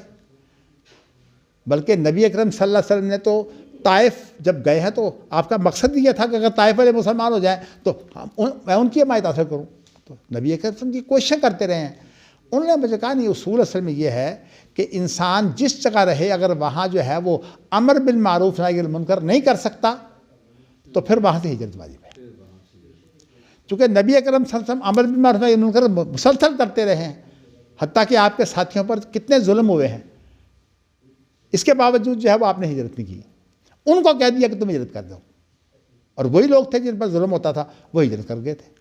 ان کے لیے راستے بند ہو گئے تھے، لیکن آپ کو خاندان کی پشت پناہی حاصل تھی، آپ اس وجہ سے کر رہے تھے۔ جی آپ کر رہے تھے، تو اصول یہ نکلا ہے کہ جو آدمی جو امر بالمعروف نہی عن المنکر نہیں کرتا اس کو ہجرت واجب ہے، وہ نہیں رہ سکتا غلط معاشرے میں۔ تو یہ بات جب انہوں نے مجھے سمجھائی تو صاف سی بات ہے، مجھے بڑی تسلی سمجھ آ جاتی ہے، یعنی خود فضا بنا سکتا ہے تو جی۔ بنائے۔ اس لیے وہ یہ کہتے، میں اللہ کا شکر ہے کہ جب میں مدینہ یونیورسٹی گیا ہوں، بعد میں گیا ہوں، میں نے پہلا ارادہ یہ کیا تھا کہ جب اسرائیل نے جو ہے وہ یونیورسٹی بنائی ہے 1924 کے اندر، ابریہ یونیورسٹی، تو اس کے ساتھ اس نے کام کر کے جو ہے وہ اسرائیل کی حکومت قائم کر لی۔ میں نے کہا میں پاکستان میں جو ہے وہ قرآن کے حوالے سے ایک یونیورسٹی بناؤں گا جس میں تمام علوم جو ہیں وہ قرآن مجید کے ساتھ، یہ تجرباتی علوم ہے، قرآن مجید جو ہے وہ وہی ہے۔ تو میں نے یہ ارادہ کیا تھا۔ ہر ایک کی اساس قرآن و سنت ہے۔ جی، تو یہ آج تک میرا مشن یہی ہے، اور حقیقت یہ ہے کہ میں نے اس مشن کے لیے اتنی قربانیاں دی ہیں، اتنے میرے ساتھ لوگوں کے جھگڑے اختلافات، میں اس کے لیے قربانی دیتا رہا ہوں، لیکن آج تک میں نے اپنا مشن نہیں چھوڑا۔ تو کہنے کا مقصد یہ ہے کہ یہ حافظ عبداللہ محدث روپڑی نے مجھے جو بات سمجھائی، اور آج بھی میں وہ لوگ جو یورپ میں، امریکہ، ان ملکوں میں رہتے ہیں، میں بسا اوقات کوئی دیندار ہو تو اس کو بات کر دیتا ہوں، ورنہ انہوں نے تو مستقل مسئلہ بنا لیا ہوا ہے کہ ہم وہاں تبلیغ کرتے ہیں۔ میں نے کہا وہاں آپ تبلیغ کر ہی نہیں سکتے، نماز روزہ تو آپ جو ہے وہ ہر جگہ کر سکتے ہیں، لیکن نماز روزے میں بھی رکاوٹ ہے۔ آپ ذرا مسجد میں اونچی اذان دیں، یہ بھی اللہ کا شکر ہے اسلامی ملکوں کے اندر کم از کم اذانیں تو ہوتی ہیں، یورپ کے اندر آپ اونچی اذان نہیں دے سکتے۔ تو لیکن جب رسول اللہ صلی اللہ علیہ وسلم تشریف لے گئے، آپ جو ہے نا ابھی مجھے بات بیان کرنے دیں، آپ بڑی جلدی کرتے ہیں، میں موضوع سے دوسری طرف چلا جاؤں گا۔ ہاں جی، میں نے ایک بات تو آپ کو یہ بتائی، دوسری بات یہاں ایک بات آ گئی ہے، میں چاہتا ہوں وہ بھی واضح ہو جائے۔ ایک طریقہ تو ہے کہ آپ کسی کو جو ہے وہ دعوت دے کر امر بالمعروف نہی عن المنکر کا کام کریں، ایک تو کام یہ ہے، اور دوسرا کام جو ہے وہ یہ ہے کہ اگر کوئی آدمی ضدی ہو تو ضدی آدمی کو سمجھانے کے لیے جو ہے وہ آپ جدل بھی کر سکتے ہیں، لیکن یہ جدل جو ہے یہ اصل میں ضدی آدمی، جیسے حضرت علی رضی اللہ تعالیٰ عنہ کے منہ سے یہ بات جب نکلی ہے نا کہ اللہ کے ہاتھ میں ہماری روحیں ہیں، اور جب اللہ چاہے ہمیں جگا دیتے ہیں، تو اللہ کے رسول نے پھر انہیں کچھ نہیں کہا، ایک ہی بات کہی ہے، وَكَانَ الْإِنسَانُ أَكْثَرَ شَيْءٍ جَدَلًا وَكَانَ، گویا کہ انہوں نے تدبیر کا جواب تقدیر سے دینے کی کوشش کی ہے، تدبیر کا جواب تقدیر سے نہیں ہوتا۔ تو اس لیے میں یہ آپ کو بتانا چاہتا ہوں کہ حضرت نبی اکرم صلی اللہ علیہ وسلم کا دوسرا طریقہ جو ہے کہ جدل اس وقت ہے جب کہ حکمت وغیرہ کے سارے طریقے ختم ہو جائیں۔ اچھا، ایک تیسرا طریقہ ہے، اور اس کے متعلق بھی بعض لوگوں نے دھوکہ کھایا ہے، خاص طور پر میں پرانے ایک آدمی کا ذکر کرتا ہوں، وہ تو آپ نے نہیں دیکھے، لیکن میں نے ان کو 4 مہینے اپنے پاس رکھا تھا، اس لیے میں بڑے اچھی طرح ان کو جانتا ہوں۔ ان کا نام تھا ڈاکٹر مسعود الدین عثمانی۔ انہوں نے ایک جماعت قائم کی تھی کوئی آج سے 50 سال پہلے، تو جب پنجاب میں آئے تو 4 مہینے میرے پاس رہے تھے، اس وقت ہماری درس کا ہوتی تھی قذافی اسٹیڈیم کے سامنے۔ تو ان کا کام یہ تھا کہ ان کی تھے تو ویسے وہ یہ وفاق الدارس عربیہ جو ہے اس سے وہ فارغ تھے، لیکن اہل حدیث ہو گئے تھے، اور یہ وہ آدمی ہے کہ ڈاکٹر اسرار نے یہاں سے جو ہے وہ ہجرت کر کے کراچی چلے گئے تھے، ڈاکٹر اسرار، کہ ہم مل جل کر کام کرتے ہیں۔ تو ان کا طریقہ کار یہ تھا کہ وہ کیا کرتے کہ جہاں یہ لوگ جو ہیں وہ سجدے وغیرہ یا غلط قسم کے کام کرتے ہیں وہ وہاں چلے جاتے، اور وہاں جا کر جو ہے وہ پھر ان سے وہ کہتے کہ یہ تو شرک ہے، سجدہ نہ کرو۔ وہاں کیا ہوتا کہ وہاں جو لوگ وہاں کے ہوتے بڑے، پھر ان کو وہ مارتے تھے، تو ان کو مارتے تھے اور ان کو مار مار کر ان کا برا حلیہ بنا دیتے تھے۔ تو وہ کہتے تھے کہ اب ہم سنت پوری کر لی ہے، صحابہ کو مار پڑتی تھی، ہم نے بھی مار کھا لی ہے۔ اچھا، یہ ان کا جو طریقہ کار تھا نا، یہ چند دن پہلے میں نے بلایا تھا اپنے ایک دوست کو، میاں جمیل صاحب کو، تو میں نے ان سے پوچھا کہ آپ کا طریقہ کار کیا؟ انہوں نے کہا اصل میں میرا طریقہ کار جو ہے وہ میں متاثر ہوا ہوں ڈاکٹر مسعود الدین عثمانی سے۔ میں پھر ان سے میں نے اور بات کرنے کی بجائے میں ساری بات سمجھ گیا، اس لیے کہ اس ڈاکٹر مسعود عثمانی کے سب سے پہلے جنہوں نے ساتھ دیا تھا نا، میں تو خیر ان کے ساتھ ہمیشہ چپ رہتا تھا، زیادہ دیکھتا تھا، لیکن میرے بڑے بھائی اور حافظ سعید، یہ دونوں جو ہے وہ ان کے ساتھی بن گئے۔ پھر یہ ان کو لے کر جو ہے پنجاب میں جگہ جگہ حزب اللہ قائم کرتے رہے۔ میرے بڑے بھائی اللہ کے پاس چلے گئے، حافظ اللہ حسین ان کا نام تھا، تو انہوں نے اور حافظ سعید نے پھر ان کا لیکن میں نے ان کے طریقہ کار سے اتفاق نہیں کیا تھا۔ میں نے کہا اسلام کے اندر یہ جو ہے نا صورتحال کہ آپ جو ہے تصادم پیدا کریں، اسلام کا تصور تصادم کا نہیں ہے، اور یہی وہ بات ہے جو میں جہادیوں کو سمجھاتا ہوں، لیکن نہیں سمجھتے۔ میں یہ کہتا ہوں کہ اسلام کے اندر تصادم کا تصور نہیں ہے۔ اسلام کے اندر جو ہے لا تتمنوا لقاء العدو ہے کہ دشمن سے ملاقات کی آرزو نہ کرو۔ اب یہ جہادی لوگ جو کہتے ہیں امرت ان اقاتل الناس کو استعمال کرتا ہوں، میں کہتا ہوں یہاں امر کا جو اطلاق ہے وہ اصل میں قتال پر ہے ہی نہیں، اس کا حتیٰ یشہدوا ان لا الہ الا اللہ پر ہے، تو اس لیے یہ آپ کی تعبیر ہی غلط ہے، لیکن وہ سمجھنے کے لیے تیار نہیں ہے۔ بلکہ اب ایک نئی صورتحال جو ہے وہ پیدا کر دی ہے حکومت پاکستان نے، وہ یہ ہے کہ ان کو جو ہے وہ وفاق میں ایک ایسی صورت پیدا کر دی ہے کہ وہ آج کل ان کا جو ہے مرکزی جمعیت حدیث کے ساتھ جو ہے وہ جھگڑا بن رہا ہے، اور آج مرکزی جمعیت حدیث کا اجتماع ہے، تو خیر میں تو نہیں اس میں گیا، لیکن اس میں حسن صاحب گئے ہیں، تو کہنے کا مقصد یہ وہ اسی لیے ہے کہ وہ اصل میں حکومت کیا چاہتی ہے کہ ان کو لڑاؤ اور پھر بعد میں جو ہے وہ اہل حدیثوں کو بھی قابو کرو، جس طرح فضل الرحمان کو جو ہے وہ قابو کرنے کی کوشش ہو رہی ہیں۔ اس لیے ساجد میر جو ہے یہ بھی چونکہ نواز شریف کا ساتھی ہے، اب اس کو بھی قابو کرنے کی کوشش یہی ہے کہ ان کو کھڑا کر دیا ہے، بجائے اس کے کہ خود ان سے کوئی بات کرتے۔ اب یہ ہے کہ حافظ سعید کی جماعت و دعویٰ اس کو کھڑا کر دیا کہ اب ان کو وفاق بنا دیا، اب وہ آپس میں لڑے۔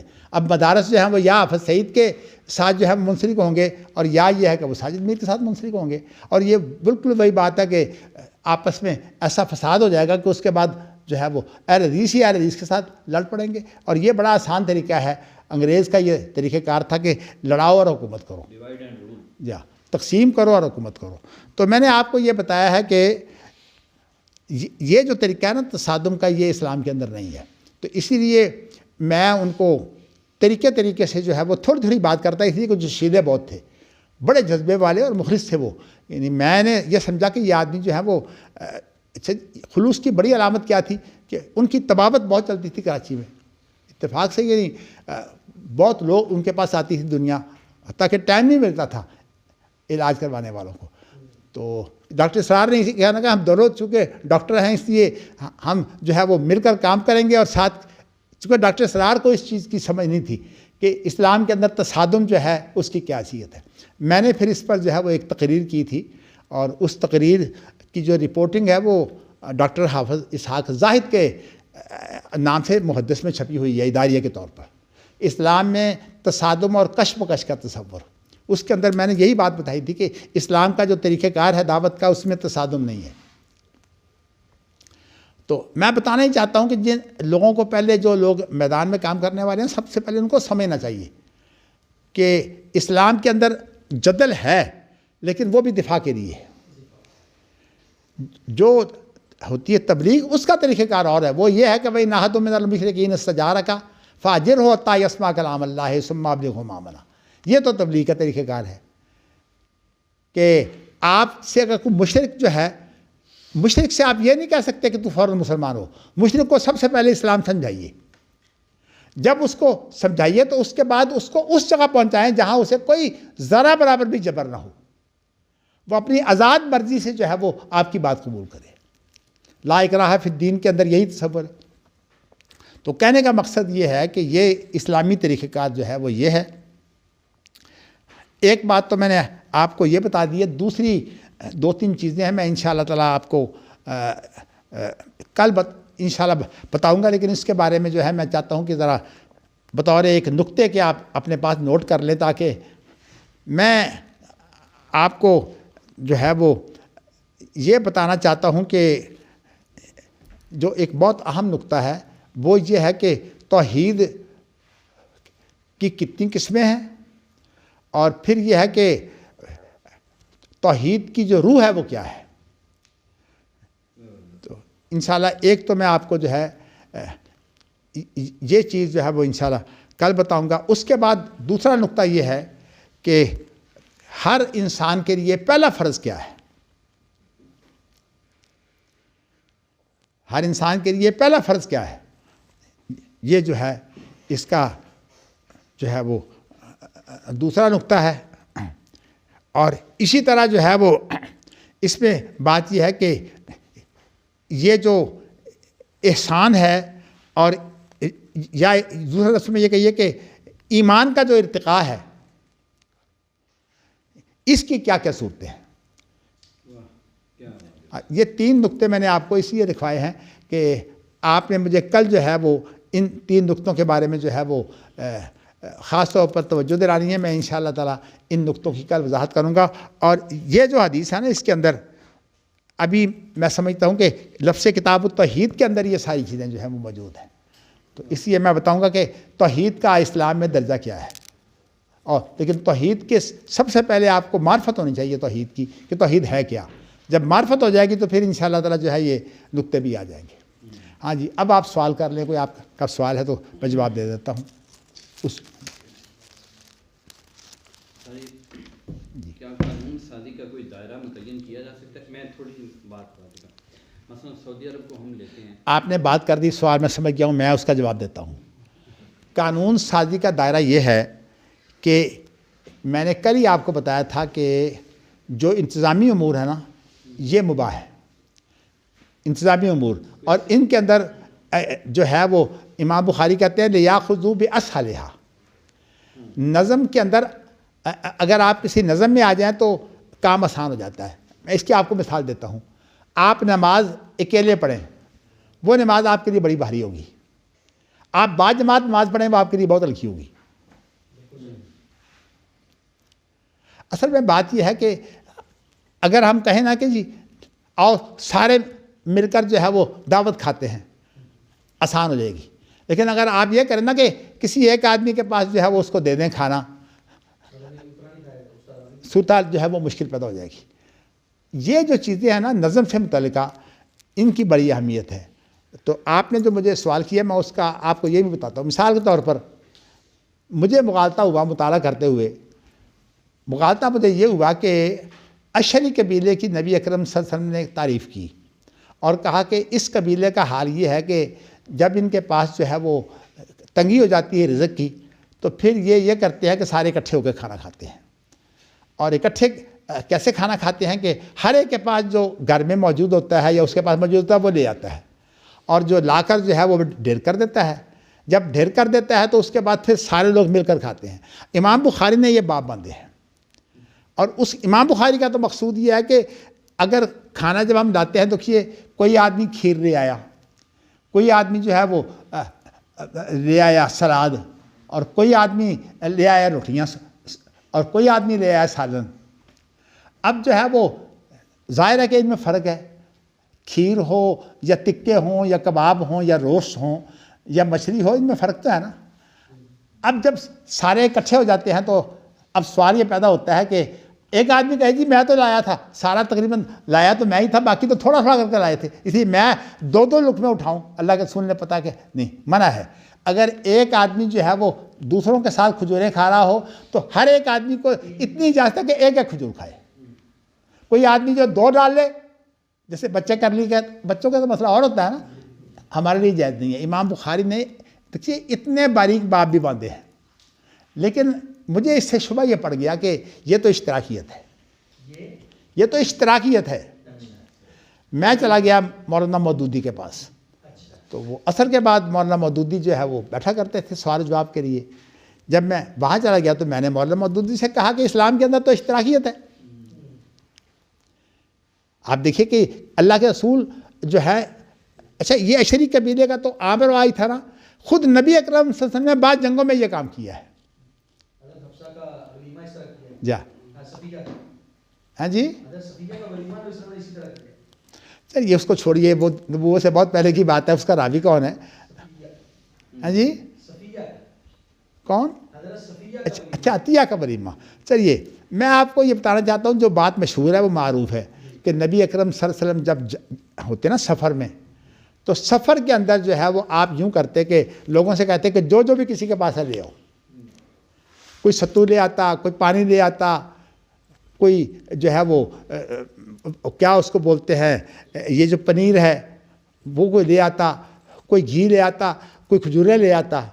تو نبی اکرم صلی اللہ علیہ وسلم جو ہے وہ دسترخوان پر جو ہے وہ سارا کچھ کر دیتے. پھر اس کے بعد لوگوں کو آپ نے ہدایات دی ہیں، جیسے کہ ابھی آپ نے کہا ہے نا کھجور تم نے ایک کھانی ہے، دو نہیں کھانی. اس میں کیا ہے؟ اس میں امام بخاری نے یہ مسئلہ نکالا ہے کہ جب مختلف مالیت کی چیزیں اکٹھی ہو جائیں تو جب وہ اجتماعیت پیدا ہو جاتی ہے تو اس کے اندر پھر کسی کو جو ہے وہ فوقیت نہیں ہوتی، برابری ہو جاتی ہے. جب میں نے یہ مغالطہ کھایا تو مولانا مودودی نے تو خیر اس کا جواب اور طرح مجھے دینے کی کوشش کی، لیکن مجھے بات ان کی کرتے ہوئے بات سمجھ آ گئی. بات مجھے یہ سمجھ آ گئی کہ ایک ضابطہ ہے ہنگامی حالات کے لیے، ایمرجنسی کے لیے، اور ایک ضابطہ ہے عام حالات کے لیے. جو ایمرجنسی کے حالات ہوتے ہیں وہ فرق ہوتے ہیں. مثال کے طور پر مجھے یہ بات کیسے سمجھ آئی، فمن اضطر غیر باغ ولا عاد. اب اس کے متعلق بعض مفسرین کی تفسیر یہ ہے کہ جو ہے وہ بے بس ہو یا مضطر ہو، غیر باغ نہ تو اس کے اندر تلاش ہو، خواہش ہو کہ وہ حرام کھائے، اور اگر وہ کھائے بھی تو اتنا کھائے جس سے اس کی جان بچ جائے. اب یہ نہیں ہے کہ وہاں وہ سور کو اور کتے کو روسٹ کر کے جو ہے وہ ذائقے لگا کر جو ہے وہ بعد میں بیمار ہونا الگ بات ہے. جیسے چائنا وغیرہ میں اور یورپ وغیرہ میں ہوتا ہے، سور کھاتے ہیں، اور سور کا گوشت جو ہے وہاں اس لیے بڑا قیمتی ہے کہ وہ روسٹ ہو جاتا ہے اکٹھے ہی، اور ایسے معلوم ہوتا ہے جیسے کہ اس سے بہتر اس کے اوپر پھر اور جو ہے وہ جیسے ہمارے ہاں چاندی ورق لگائے جاتے ہیں، کچھ آپ اور بھی لگا لیں.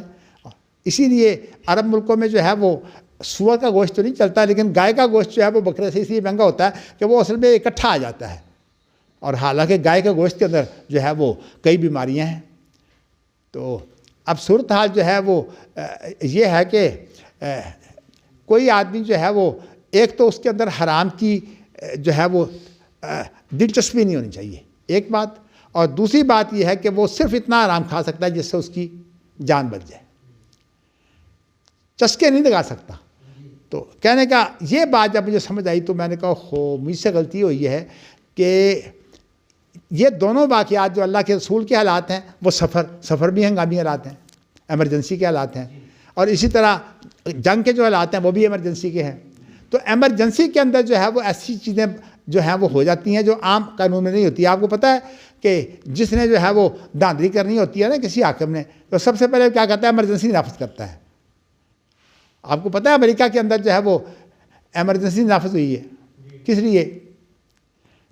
ایمرجنسی کے اندر جو حاکم کے اختیارات ہیں وہ بڑھ جاتے ہیں بہت.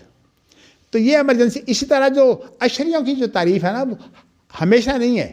جب ان کے ہاں جو ہے وہ قید پڑ جاتا، کیا مطلب؟ ایمرجنسی کے حالات پیدا ہو جاتے ہیں. تو اس لیے ایمرجنسی کے جو ضوابط ہیں وہ اور ہیں، اور جو عام ضوابط ہیں وہ اور ہیں. تو اس لیے ایمرجنسی کے حالات جو ہے وہ اور. اب دیکھیں نا مثال کے طور پر ایک آدمی بیمار ہے، جیسے کہ پیشاب کی تکلیف جو ہے یہ عام طور پر بڑی عمر میں ہو جاتی ہے کہ پیشاب کے قطرے آ جاتے ہیں. اور خود نبی اکرم صلی اللہ علیہ وسلم جو ہے انہوں نے تو اس کا طریقہ کار اختیار یہ کیا ہوا تھا کہ آپ جو ہے وہ اپنی لنگی اٹھا کر جو ہے نا وہ اپنی شرمگاہ پر جو ہے وہ چھینٹا مارتے تھے. اس سے یہ تھا کہ یہ جو کوئی قطرہ آیا ہے ودی کا اگر آیا ہے تو کم از کم یہ پھیل جائے تاکہ یہ جو ہے وہ کم ہو جائے. یہ تو خیر عام ضابطہ ہے. لیکن اگر کوئی آدمی جو ہے وہ بڑی عمر کی وجہ سے یا بیماری کی وجہ سے اس کا پیشاب جو ہے وہ عام طور پر نکلتا رہے، اس کے لیے کیا مسئلہ ہے؟ امام مالک نے موطا امام مالک کے اندر آپ نے کہا ہے کہ اگر ایسا پیشاب جو ہے وہ ٹانگوں پر بھی بہتا رہے تو نہ اس سے وضو ٹوٹتا ہے اور نہ اس سے جو ہے وہ انسان کی جو ہے وہ نماز جاتی ہے، یعنی اسی حالت میں نماز پڑھ لے اس کی نماز ہو جائے گی. تو ایمرجنسی کے حالات اور ہوتے ہیں، عام حالات. اب ایک عام آدمی کہے کہ میں تو صحت مند ہوں، اور اتفاق سے جو ہے وہ مجھے کوئی چھینٹا پڑ گیا تو میں بھی ایمرجنسی بنا دوں. ایمرجنسی بنائی نہیں جاتی ہے، ایمرجنسی جو ہے وہ حالات کی ایمرجنسی ہوتی ہے، اس کے اندر جو ہے وہ مسائل بدل جاتے ہیں. تو اصول اصل میں یہ ہے. تو پھر آپ کیا کہیں گے کہ انتظامی امور میں ہو سکتی ہے قانون سازی؟ بات یہ ہے کہ اس کو سعودی عرب کے اندر انہوں نے یہی رکھا ہوا ہے کہ جو انتظامی قوانین اس کو بولتے ہیں وہ نظام. وہ قانون کا لفظ استعمال ہی نہیں کرتے تاکہ اس سے مغالطے نہ پیدا ہو، وہ کہتے ہیں نظام. تو اس لیے وہاں کلیت شریعہ والانظمہ جو ہے وہ ان کے اندر کیا ہوتا ہے کہ شریعت کی تعلیم الگ ہوتی ہے اور نظام کی سعودی عرب کا جتنا بھی حکومت کا جو کام ہے وہ نظام ہے، اور جتنا کام شریعت کا ہے اس کے اندر حکومت کا دخل ہی نہیں ہے. اس لیے کہ ایک جج جو ہے وہ بھی شریعت کا پابند ہے، حکومت کا پابند نہیں ہے. لیکن انتظامی امور میں اگر کوئی مسئلہ پیدا ہو جائے کسی عدالت کا تو اس کے لیے جو ہے وہ حکومت کو برتری ہوگی. مثلا کوئی ٹریفک سگنل جو ہے وہ اس کا جرمانہ اتنا ہوگا، یہ قانون سازی تو ہوگی. یہ کر سکتے ہیں. یعنی سعودی نہیں سعودی عرب کے اندر یہ نظام موجود ہے. وہاں جتنی بھی قانون سازی ہے نا وہ نظام کی صورت میں ہوتی ہے. لیکن وہاں ہو کیا رہا ہے، آہستہ آہستہ آگے بڑھ کر وہ شریعت کے اندر بھی داخل ہو رہے ہیں. مثلا اب یہ تصور کہ جتنی بھی سعودی عرب کی زمین ہے وہ کسی خاص خاندان کی ملکیت ہو، یہ تو اسلامی تصور نہیں ہے. کس نے؟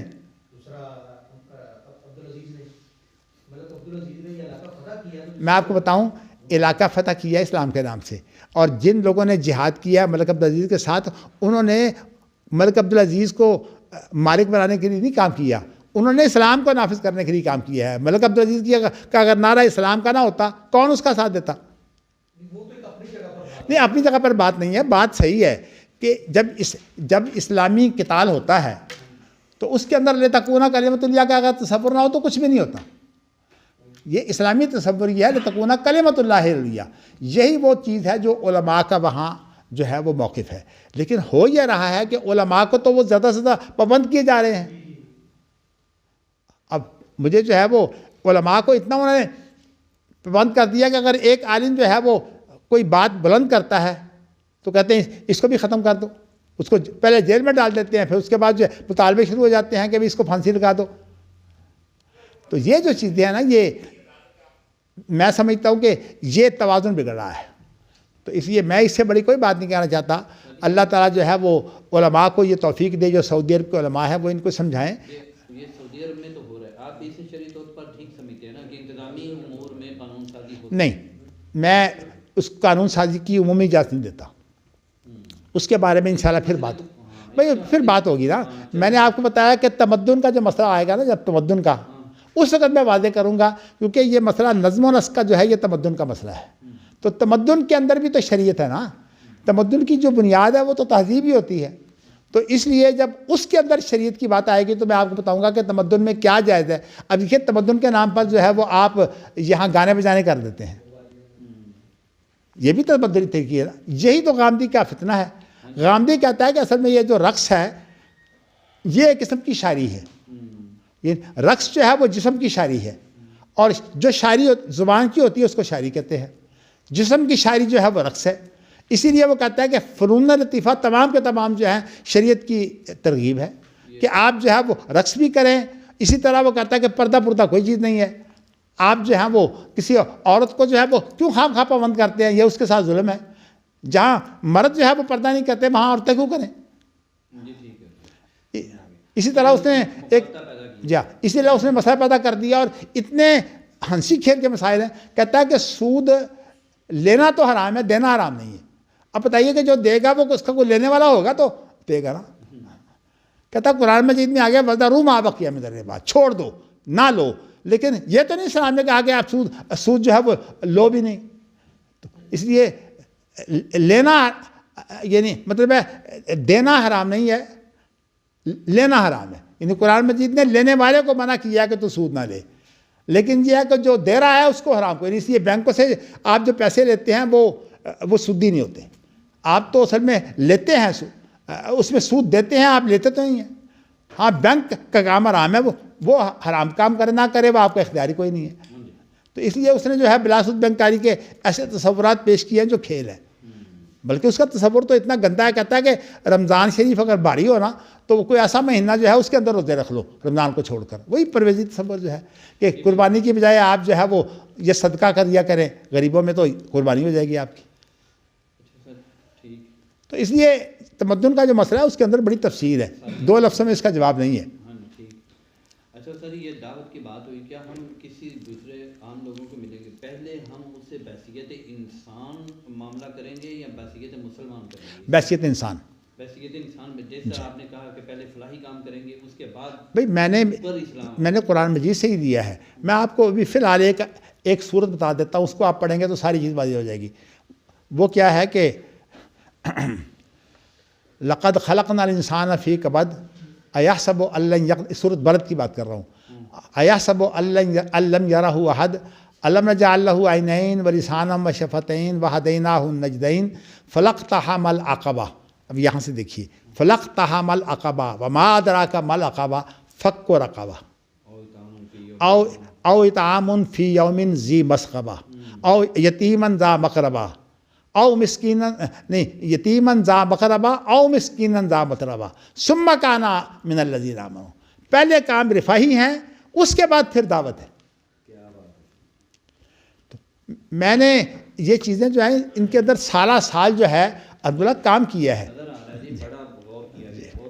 تو اس لیے میں آپ کو بتانا چاہتا ہوں کہ چونکہ میں کسی یونیورسٹی میں نہیں پڑھا، وہاں تو اصل میں حق و باطل کی بات بھی کوئی نہیں ہوتی، جیسے فضا ہو وہ تو سیکولر ہے نا یونیورسٹیاں. اسی لیے میں یہ چاہتا ہوں کہ سیکولر یونیورسٹیوں میں تو ہمیں یہ گنجائش ہی نہیں ہے. اب میں اگر یہ کام کرنا چاہوں نا سیکولر یونیورسٹیوں میں کہ بھئی اہل الحدیث اور اہل الرائے پر جو ہے میں پی ایچ ڈی کرنا چاہوں، مجھے کوئی اجازت نہیں دے گا. اسلامی یونیورسٹی اسلام آباد کے ساتھ یہی میرا جو ہے وہ الجھاؤ تھا.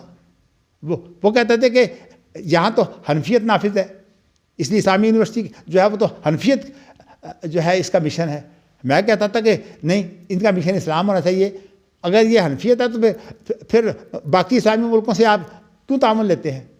آپ حنفی ہیں تو پھر اپنے ملک سے کریں کام.